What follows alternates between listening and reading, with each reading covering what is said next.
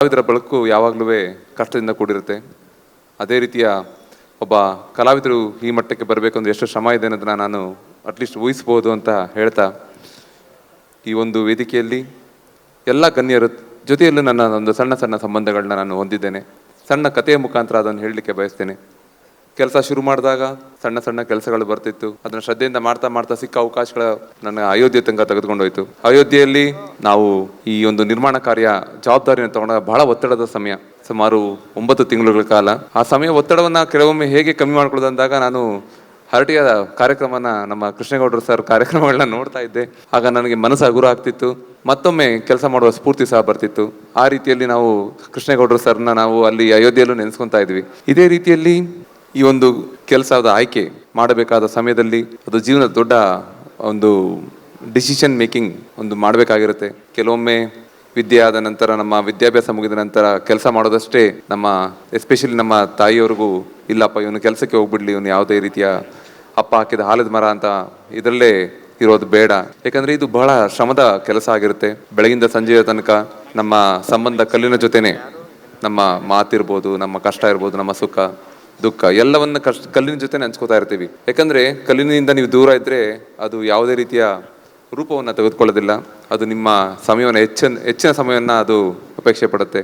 ಆ ಜೀವನವನ್ನು ನಮ್ಮ ತಾಯಿ, ಬೇಡಪ್ಪ ಬೆಳಗಿಂದ ಸಂಜೆ ತನಕ ಧೂಳು ಬೆವರಿನ ಕೆಲಸ ಬೇಡ, ನೀನು ಎಲ್ಲಾದ್ರೂ ವೈಟ್ ಕಾಲರ್ ಜಾಬ್ ಅಂದರೆ ಆಫೀಸ್ನಲ್ಲಿ ಕೂತ್ಕೊಂಡು ಮಾಡುವಂಥ ಕೆಲಸ ಮಾಡುವಂಥ ಅವರು ನನಗೆ ಬಹಳ ಒತ್ತಾಯ ಮಾಡಿದರು.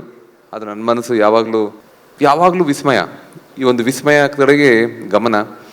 ಪೂರ್ವಜರು ಅಷ್ಟೊಂದು ಸುಂದರವಾದ ನಿರ್ಮಾಣ ಮಾಡಿದ್ದಾರೆ. ಕೆಲವೊಂದು ಕಥೆಗಳು ನಮ್ಮ ತಂದೆಯವರು ಯಾವಾಗಲೂ ಹೇಳ್ತಿದ್ರು. ಅರಮನೆಯಲ್ಲಿ ನಮ್ಮ ತಾತನವರಿಗೆ ಅವಕಾಶ ಸಿಕ್ಕಿದ ಕಾರಣ ನಮ್ಮ ಮೈಸೂರು ಕಾರ್ಯಸ್ಥಾನವಾಯಿತು. ಅಲ್ಲಿ ಮೈಸೂರು ಮಹಾರಾಜರು ಗಾಯತ್ರಿ ದೇವಸ್ಥಾನದ ಕೆಲಸವನ್ನು ನಮ್ಮ ತಾತನವರಿಗೆ ಕೊಟ್ಟಿರ್ತಾರೆ. ಆ ಕೆಲಸ ಮಾಡಬೇಕಾದ್ರೆ ಮಹಾರಾಜರು, ನಮಗೆ ಯಾವುದೇ ಜಾಗ ಇರೋದಿಲ್ಲ, 2 ಗಂಟೆ ರಾತ್ರಿಯಲ್ಲಿ ಅರಮನೆ ಒಳಗೆ ಕೆಲಸ ಮಾಡ್ತಿರ್ಬೇಕಾದ್ರೆ ಮಹಾರಾಜರು ಬಂದು ನೋಡ್ತಿದ್ರಂತೆ ನಮ್ಮ ತಾತನವ್ರನ್ನ. ಯಾರಿದು 2 ಗಂಟೆ ರಾತ್ರಿಯಲ್ಲಿ ಕಟ್ಟ ಟಣ್ಣ ಅಂತ ಸೌಂಡ್ ಬರ್ತಾ ಇದೆ, ಕೆಲಸ ಮಾಡ್ತಾ ಇದ್ರಲ್ಲ ಇನ್ನ ಅಂತ. ನಮ್ಮ ತಾತನವರಿಗೆ ಮಹಾರಾಜರು ಬಂದಿದ್ದ ಅರಿವೇ ಇಲ್ಲ. ಬಹಳ ಸಮಯ ನಿಂತಿರ್ತಾರೆ. ನಮ್ಮ ತಾತನವರಿಗೆ ಬೇವ್ರನ್ನ ನೋಡಿ ಮಹಾರಾಜರೇ ಖುದ್ದು ಅವರು ಫ್ಯಾನ್ ಆನ್ ಮಾಡ್ತಾರೆ. ಆವಾಗ ನಮ್ಮ ತಾತನವರಿಗೆ ಮಹಾರಾಜರು ಬಂದು ನಿಂತಿರೋದು ಗೊತ್ತಾಯ್ತಂತೆ. ಅಂದ್ರೆ ಇಷ್ಟು ಕೆಲಸಕ್ಕೆ ಎಷ್ಟು ಏಕಾಗ್ರತೆ ಬೇಕು, ಈ ಏಕಾಗ್ರತೆಗೆ ಎಷ್ಟು ನಮ್ಮ ಪ್ರೋತ್ಸಾಹ ಆಗಲಿ ಅಥವಾ ಒಂದು ನಮ್ಮ ಮಹಾರಾಜರು ಆ ಕಾಲದಿಂದ ನೀಡ್ತಾ ಬರ್ತಾ ಇದ್ದಾರೆ ಅನ್ನೋ ದೊಡ್ಡ ಉದಾಹರಣೆ. ಈಗ ಒಬ್ಬ ಶಿಲ್ಪಿಯನ್ನ ಮಹಾರಾಜರು ಬಂದು ನೋಡಿದ್ರೆ ಇದು ಎಂಥ ದೊಡ್ಡ ಕೆಲಸ ಅಂತ ನನಗೆ ಅಲ್ಲಿಂದನೇ ಈ ಕೆಲಸದ ಮೇಲೆ ಪ್ರೀತಿ ಬಂತು. ಆ ಪ್ರೀತಿ ದೊಡ್ಡದಾಗ್ತಾ ಆಗ್ತಾ ಈ ಕೆಲಸದ ಮೇಲೆ ಆಸಕ್ತಿನೂ ಜಾಸ್ತಿ ಆಯ್ತಾ ಹೋಯ್ತು. ಎಲ್ಲದಕ್ಕಿಂತ ದೊಡ್ಡದು ಇದೆ ನನಗೆ ಕೆಲಸ. ಏನಪ್ಪ ಇಂಥದ್ದು ದೊಡ್ಡ ಕೆಲಸ ಅಂದ್ರೆ, ಸತ್ತ ಮೇಲೂ ಬದುಕುವಂತ ಅವಕಾಶ ಸಿಕ್ಕಿದೆ, ವಯಸ್ಸಿಗೆ ಮೀರಿದ ಗೌರವವನ್ನ ಈ ಕೆಲಸ ಕೊಟ್ಟಿದೆ. ಜೊತೆಗೆ ನೀವು ನಿರ್ಮಿಸಿದ ಮೂರ್ತಿಯನ್ನ ಇನ್ನೊಬ್ರು ಪೂಜೆ ಮಾಡ್ತಾರೆ ಅಂದ್ರೆ ಅದು ನಮ್ಮ ಶಾಸ್ತ್ರಕ್ಕೆ ಸಲ್ಲಬೇಕಾದ ದೊಡ್ಡ ಗೌರವ ನಮಗೆ ಸಿಗ್ತಾ ಇದೆ. ಈ ರೀತಿಯಲ್ಲಿ ಎಲ್ಲ ರೀತಿಯಲ್ಲೂ ಒಂದು ಪರಿಪೂರ್ಣ ಏನಂತೀವಿ, ಕಂಪ್ಲೀಟ್ ಪ್ರೊಫೆಷನ್ ಅಂತ ಹೇಳ್ತೀವಿ ಅಥವಾ ಕೆಲಸ ಅಂತ ಹೇಳ್ತೀವ, ಅದು ನಮ್ಮ ಶಿಲ್ಪದ ಒಂದು ದೊಡ್ಡ ಆಸ್ತಿ ನನಗೆ ಆ ಕುಟುಂಬದಲ್ಲಿ ಹುಟ್ಟಿದಕ್ಕೆ ಸಿಕ್ಕಿದೆ. ಮುಂದಿನ ಸಮಯದಲ್ಲಿ ಇನ್ನ ಶ್ರದ್ಧೆಯಿಂದ ಈ ಕೆಲಸ ಮಾಡಬೇಕು ಅಂತ ಏನಂತೀವಿ, ನಾವೇನು ತೀರ್ಮಾನ ಬೇಡ, ನೀವೇ ತೀರ್ಮಾನ ಮಾಡಿದ್ದೀರಾ. ಆ ರೀತಿಯಲ್ಲಿ ನಮ್ಮ ಇನ್ನೊಂದು ವಿಷಯ, ನಮ್ಮ ನಿರ್ಮಲಾನಂದ ಸ್ವಾಮೀಜಿಯವ್ರನ್ನ ನಾವೊಂದು ಕಾರ್ಯಕ್ರಮದಲ್ಲಿ ಬೆಂಗಳೂರಲ್ಲಿ ಭೇಟಿ ಮಾಡಿದ್ದೆ. ಅವರಿಗೆ ಸಣ್ಣ ಪುಟ್ಟ ನನ್ನ ಕೆಲಸಗಳನ್ನ ತೋರಿಸಿದಾಗ ಸ್ವಾಮೀಜಿಯವರು ಒಂದು ಅವಕಾಶ ಕೊಡ್ತಾರೆ.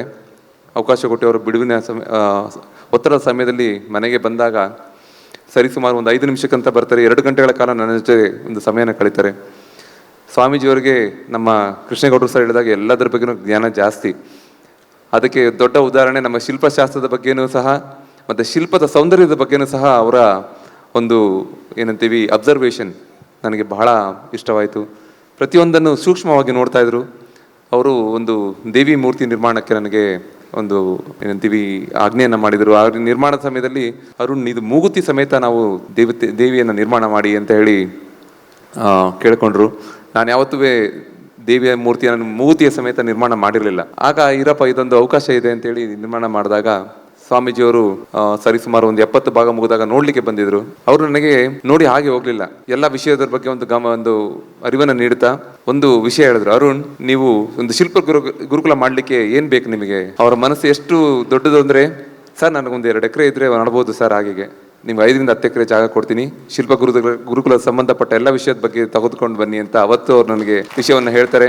ಈ ರೀತಿಯಲ್ಲಿ ಎಲ್ಲಾ ವಿಷಯದಲ್ಲೂ ಸೂಕ್ಷ್ಮವಾಗಿ ಆ ಒಂದು ಶಿಲ್ಪಿಯ ಶ್ರಮವನ್ನ ಅರಿತು ಈ ಒಂದು ಅವಕಾಶಗಳನ್ನ ನೀಡ್ತಾ ಇರೋಂತಹ ನನ್ನಂಥ ಭಾಳಷ್ಟು ಜನಕ್ಕೆ ಈ ರೀತಿ ಅವಕಾಶ ನೀಡಿದ್ದಾರೆ. ಅದರಲ್ಲಿ ನನಗೂ ಒಂದು ಈ ಮಾತನ್ನು ಹೇಳಿ ಇನ್ನಷ್ಟು ಸ್ಫೂರ್ತಿಯನ್ನು ನೀಡಿದ್ದಾರೆ. ಮುಂದಿನ ಸಮಯದಲ್ಲಿ ಅವರ ಆಶ್ರಯದಲ್ಲಿ ಒಂದು ಗುರುಕುಲವನ್ನು ಸಹ ನಿರ್ಮಾಣ ಆಗುತ್ತೆ ಅಂತ ಅವರ ಆಶೀರ್ವಾದ ಇರಲಿ ಅಂತ ಕೇಳ್ತಾ ಈ ನನ್ನ ಮಾತುಗಳನ್ನ ಮುಗಿಸ್ತೇನೆ. ಧನ್ಯವಾದಗಳು. ಕೆಲವೊಮ್ಮೆ ನಾವು ಯಾರನ್ನ ತುಂಬ ಪ್ರೀತಿಸ್ತೀವಿ, ಯಾರನ್ನ ತುಂಬ ನಮ್ಮ ಬೆನ್ನೆಲುವಾಗಿ ನಿಂತಿರ್ತಾರೆ, ಅವ್ರನ್ನ ಮರೆತು ಬಿಡೋ ಒಂದು ಕೆಟ್ಟ ಚಟ ನಮಗೆ ಬಂದ್ಬಿಟ್ಟಿರುತ್ತೆ. ಈ ಒಂದು ಸಮಯದಲ್ಲಿ ನಮ್ಮ ಧರ್ಮಪತ್ನಿ ಶ್ರೀಮತಿ ವಿಜೇತಾ ಅವ್ರನ್ನೂ ಸಹ ನಾನು ನೆನೆಸ್ಕೊಳ್ಳಲಿಕ್ಕೆ ಬಯಸ್ತೇನೆ. ಅವರು ಸಹ MS ಮಾಡಿ ಲಂಡನ್ನಲ್ಲಿ ಕೆಲವೊಮ್ಮೆ ನಾನು ಅವ್ರ ಜೊತೆ ಇಲ್ಲ ನೀವು ನನ್ನ ಜೊತೆ ಒಂದು ಸಹಕಾರ ನೀಡಿ ಅಂತ ಹೇಳಿದಾಗಿ ಅವರ ಕರಿಯರ್ನು ಸಹ ಬಿಟ್ಟು ಮನೆಯ ಜವಾಬ್ದಾರಿಗಳನ್ನ ತೆಗೆದುಕೊಂಡು ಕೆಲವೊಮ್ಮೆ ಏನಾಗುತ್ತೆ ನಮ್ಮ ತಂದೆಯವರು ಕಾಲಾಗುತ್ತೆ ಅಂದರೆ ಅವ್ರು ತೀರೋದ ನಂತರ ಕೆಲವೊಮ್ಮೆ ನಮಗೂ ಒಂದು ಬ್ಯಾಕ್ ಬೋನ್ ಅಂತ ಬೇಕಾಗುತ್ತೆ, ಒಬ್ಬರು ಶಕ್ತಿಯಾಗಿ ಯಾರು ಇದ್ದಾರೆ ಅಂತ ಬೇಕಾಗುತ್ತೆ. ಕೆಲವೊಮ್ಮೆ ಅನಿಸುತ್ತೆ ಅವ್ರು ನನಗಿಂತ ಒಬ್ಬರು ಬಲಶಾಲಿ, ಒಬ್ಬರು ಮಹಿಳೆ ನನ್ನಿಂದ ಇದ್ದಾರೆ, ಶಕ್ತಿ ನನ್ನಿಂದ ಇದೆ ಅಂತ ಹೇಳ್ತೀನಿ. ಈ ಸಮಯದಲ್ಲಿ ಅವ್ರಿಗೂ ಸಹ ನಾನು ಧನ್ಯವಾದಗಳನ್ನು ತಿಳಿಸ್ಲಿಕ್ಕೆ ಬಯಸ್ತೇನೆ. ಮರ್ತು ಬಿಟ್ಟಿದ್ದೆ, ಮತ್ತೆ ಬಂದಿದ್ದೆ ಹೇಳ್ತಾ ಇದ್ದೀನಿ, ದಯವಿಟ್ಟು ಕ್ಷಮಿಸಿ ಅಂತ ನಮ್ಮ ಧರ್ಮಪತ್ನಿಯವ್ರಿಗೂ ಕೇಳ್ತಾ ಥ್ಯಾಂಕ್ ಯು ಮೇಡಮ್.